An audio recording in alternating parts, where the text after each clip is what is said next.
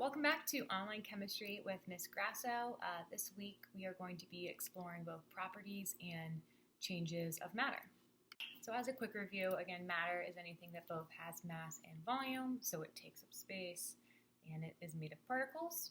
And when you guys hear the word property, you might think of an attribute or some kind of characteristic that is used to describe.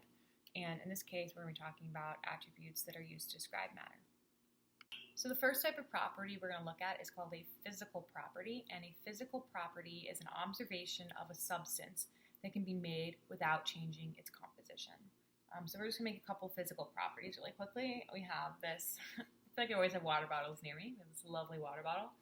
So one physical property I'm noticing is its state of matter, and it is a solid, so it's a physical property. You could also go on the color, you can kind of tell. It's a light purple and like little white design. So talking about the color would be another physical property.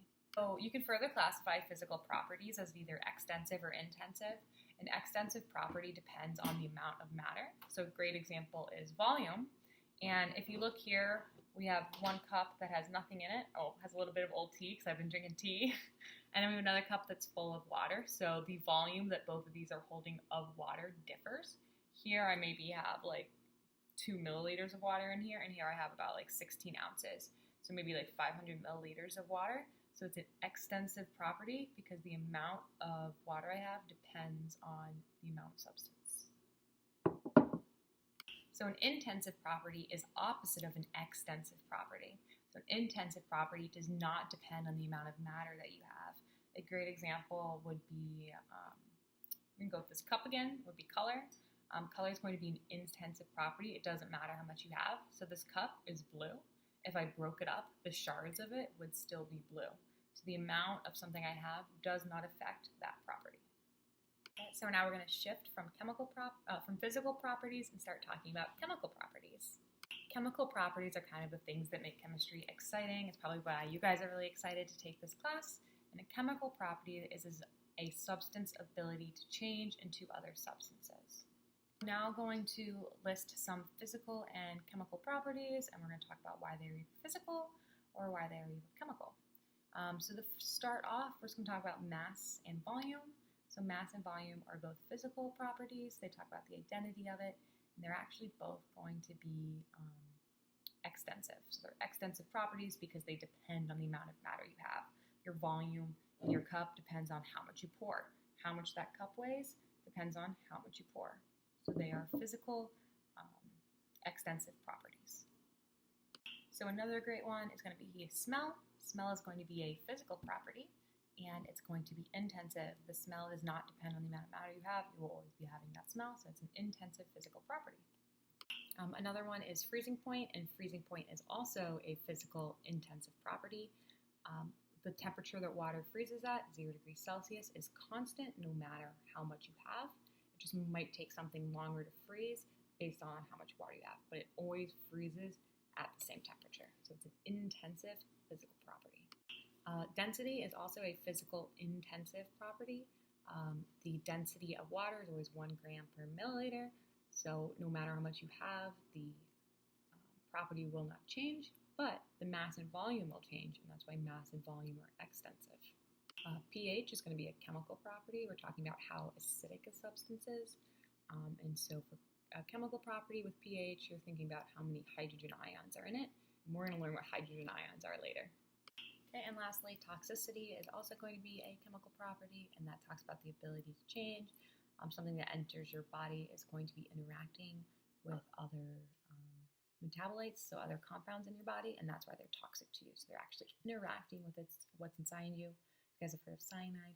That is a very reactive compound, and it's reacting with different metabolites inside you.